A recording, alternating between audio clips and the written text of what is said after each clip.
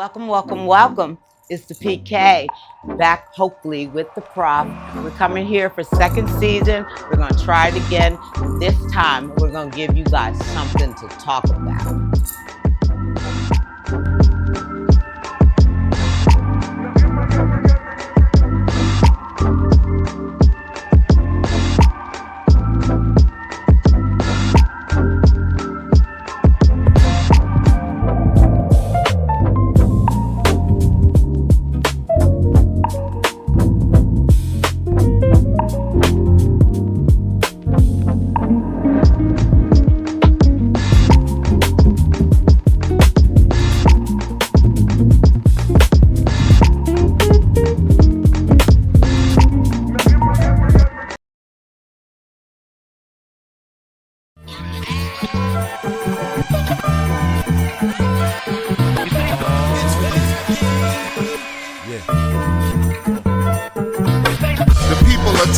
Talking about people, the love over hate, the good over evil.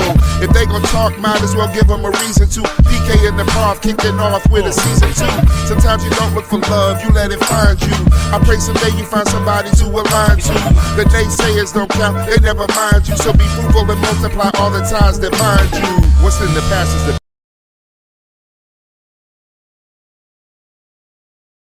Hey, prof. Hey, baby.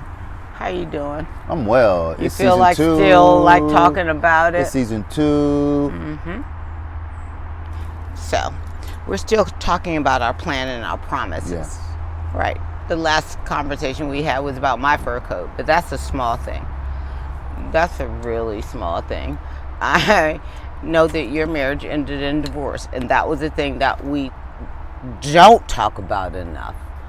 And it just gets sort of like, that's what it was and that's what it is. But that was a promise broken. I think that both of you broke it, and I think you had opportunity to maybe sometimes fix it. Well, I mean, the difference would become in my life would become, you do understand, you know very well that I probably would maybe have gotten divorced, perhaps, but I never did because that wasn't my God's plan for me. So I lost a mate. But I've always thought that there's no entire way that you and your ex-wife could not sit down and make another plan. But you guys just broke the promise and you just walked away, but it was nobody's fault. And I'm sorry to do this like this, but this is... No. We know how to talk. We got something to talk about. Okay, I'm just saying. And we going live with it. It's just, we're being open to it. You know that the things that we have spoken to are the things that I believed in when that ended, which is no returns, no retreats, and no regrets. Some of that, in my mind, speaks to I got no presumption, I got no judgment, I got no presumption. That's what it means on that. How the story got told and gets told, for me, becomes mostly worried about the hearts of the children, not the grown-ups. Grown-ups can figure themselves out. But yeah, that plan and promise ended. The promise, I hope, is still there, which is to be a friend. Are you her friend? I am, but you know, I don't believe that. I have not ever seen any level of friendship that, unless you're hiding it. Well, I mean, you know, unless there's a hide from it. You know how. Then I don't know. You know, I'm not just going to say friendship is essential to the soul. Just out there. I understand what you're saying. But I'll just say that part of it is, you have friends in life that come and go in your life. Some, when they come back, they feel a way and say a thing after 5, 10, 15, 20, however many years. Do you imagine she will call you a friend?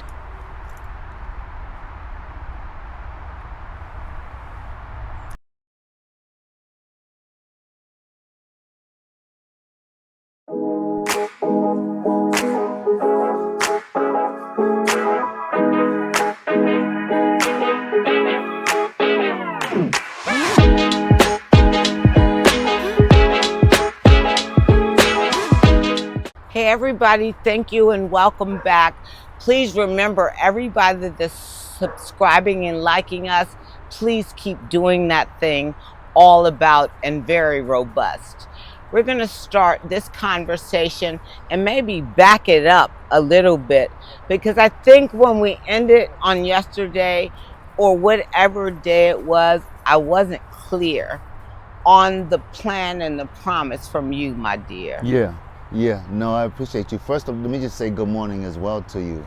And also, I have a poem I want to share. You know how we throw out little poems and things. I'm gonna open up mine with a Good Morning Boo poem, the one I did from a couple weeks ago when our anniversary. So I'm gonna open up there with the Good Morning Boo and then just segue. Good morning, good morning, Boo. She brings the smells and sounds of the morning, a crisp bacon, a fresh pot, a song from the heart, some loving.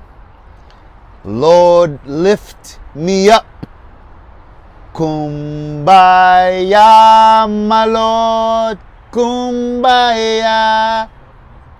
A morning prayer, a consulting word, a remainder and a reminder to be heard. I think that, you know what? I think that when we circle back, and I love the poem, and I always do, because I do all those things. I do get up in the morning in a very small space and I sing really loud because I talk a really lot. And so I do make the bacon and I do make the coffee, and maybe I make some grits and maybe some waffles. It just depends. I send the dog out. It's just my life, right? It's called my married life. It was my promise as we circle back to our plans and our promise. And so I think that we get married because we're in love. We stay married because we love. And so I am not certain about divorce and how that rings, because I don't know. We get married because we're in love, and then we stay married. But what I heard you say on yesterday was that you were married 20 years. I was 25. And different things separated us from marriages. Death and divorce separated us. And so I'm curious that 19 years could not have been great if 1 year just blew your house down like the little piggy. I mean, that doesn't seem real to me, because I've been in a relationship for 25 years. And you know from those times that I don't know how many, my references, there were many years, however many there were, and I gave them a number when I spoke to them yesterday. But there were many years of happiness. No one's negating the happiness. There were many days as opposed to years of torment. But don't days turn into years? Well, I mean, by the time I got served in that year, on the eve of my 20th anniversary, But those days had turned into years. At that moment. No, it wasn't even at that moment. Those days, the moment became the moment. But those days that you keep randomly speaking of turned into years. Yeah, that's what I'm speaking about, the levees that were breaking. That was the reference I used. And so the levee, there was a break here, cracks here, cracks here, cracks here, cracks here. Because you're in a relationship, you said, being in for the 15 is when things, it's like, well, how long do we stay in these relationships when we know that they're maybe not healthy? We're not thriving and optimal. And so from when I knew when that moment hit. No, she told you when that moment hit. I knew when the moment hit, to say touche on that. Yeah, you got same it. thing. Exactly. But to the point to why I stayed, if you want me to know, is the same thing that I just read to you or just said to you. Mm-hmm. I stayed married because I love. And 1 Corinthians tells me about love, right? It tells me that love is patient and it's kind and it does all of these other things. And so, you know what? That's why I stayed. Yep. And I had three children that I was responsible for. But you know what was so amazing in that whole entire situation is that I know I did the right thing because God took control Yeah. next. Yeah. Right. Yeah. He didn't have me divorce him. He didn't have our family go through that loss. It's a hugely different loss, but he didn't allow that to be. I got to serve my vows all the way. I got to keep my promise till death did us part. Remember, we had conversations early on, and I didn't understand the difference between the. We knew we had loss, our children had loss, and we had faced loss, but the loss was different. Remember how I was. Remember how I was like, well, I don't know if the loss is any different. I realized as I've seen, the loss has been different, right? I mean, initially, I was thinking, well, the loss of divorce and death, aren't those still massive? Yeah, they are massive losses, but those are unique losses. But you know what? That's our next show when we talk about stepping up as step parents, and they need to cut us off right now. So did we get the message? I think so. No, we didn't get the we message. didn't. So she didn't you stand gonna up. keep talking about Yeah, we're stuff? still rolling. Okay. We're moving into Daddy's home. That's really we're making a segue into Daddy's home. So Daddy's home. Here's the thing. You grew up, Dr. Hobson, and Professor. My face. No, that's my shit. My bad. That's my stuff. And you I didn't grew put up I didn't put any lotion on with this a morning. single mom. And people that have grow up with single parents, I think I have a question. I have a question because I don't have any idea what it is to grow up as a single parent. But what I do try and understand is the dynamics in just living. So, do you have a deadbeat dad? Or is your dad a deadbeat dad? Or is he a dad that gave you some financial support? Because the thing with single moms I hear is that dude didn't give me any money. That dude, now he's not going to be around. We understood that. So my mommy didn't marry my daddy. Yeah. Is that the thing we're mad about? Or did he Yeah. not give you any money? Yeah. I mean, I'm asking because it becomes a deadbeat mother hunchy or another mother hunchy. He would probably be characterized as a deadbeat. A deadbeat dad. Yeah. That's how you would I wouldn't have known that growing up. term to say it, but in fact, because there's levels to it, right? Just the way you described it. There's the, in the life, maybe going through and still seeing and maybe connected to another set of family. There's another one living in another. But I might have seen him growing up a handful of times. My memory. So when I got to be older, I sought him out, and that was really because my mother was recommending that I sought him out. But there was no daddy at home.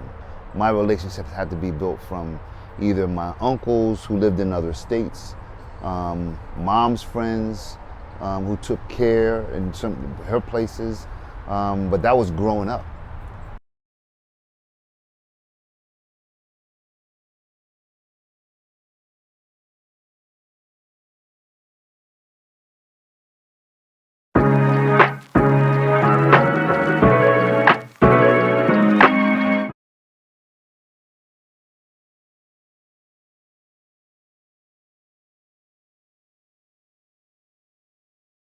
Hey, Prof. Hey, baby. We're going to thank everybody for just watching us. And we're hoping that some people more subscribe and some people more just love us because we're really just here to talk about it. Season 2.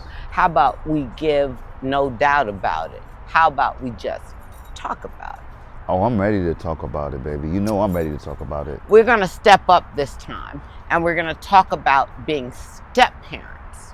Right? I had no idea that I would ever assume that role. Ever. None. 0. 9. Nothing. So I find myself to be your children's stepmom. You find yourself being my daughter's stepdad. It's a little different, as we know. We should talk about that. Well, then talk about the differences that you minded, because it's the same definition, stepmom, stepdad, but tell how the differences you minded. Well, I mean, I know what we set out to do, and we set out to blend families. We set out to put a foundation in place to go, hey, We think it's important. We sat them things down, sent them to Jamaica. We also understood that they were coming from different realities. That, I think I underestimated, right? We knew that. And I've said on that, the difference between divorce and death and what that means for kids. Us coming from family, we know how to do family. And in fact, one of the reasons why we connected was because I knew you have family. You have family. You know, I mean, I knew there was a structure in place of family, and I needed that, considering what I was also, considering my cracks, considering the things that eventually led to my divorce. And so I knew what I sought, and I was thankful by that. And so as we build that, they're coming together 12 years later, that looks differently.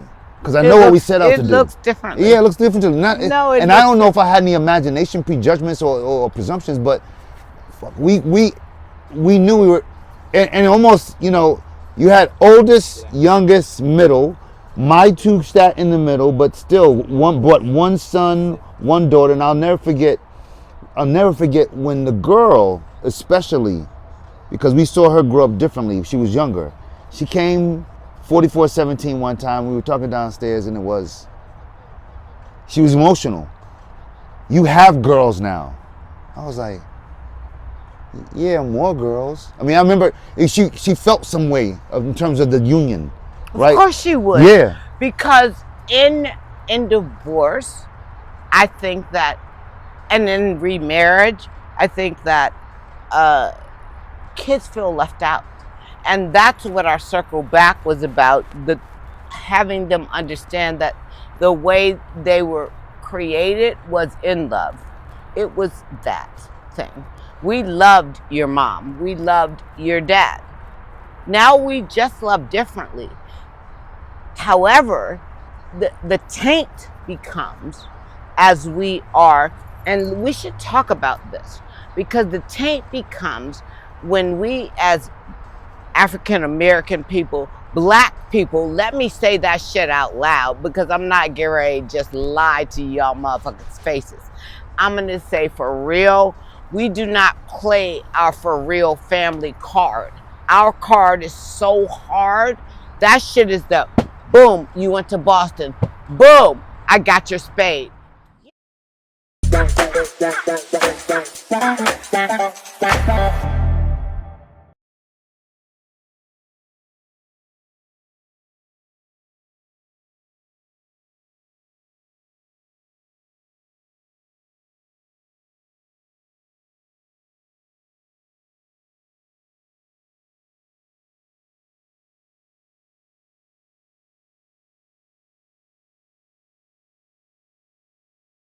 You guys are the best. You gonna pray us out, baby?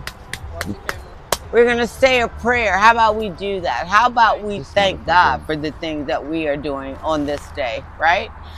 Heavenly Father, thank you so much for this day, for this time, for this space, for this engagement that we've shared. Thank you so much for allowing us to free flow with our ideas and our thoughts and our most plan to honor you. Thank you so much for Cassandra, who takes her time and she builds her team and she makes this thing, and I don't want to rhyme almost everything, God. So I'm just saying, thank you for my husband. Thank you for all the things. Amen. Thank you for my wife. Amen.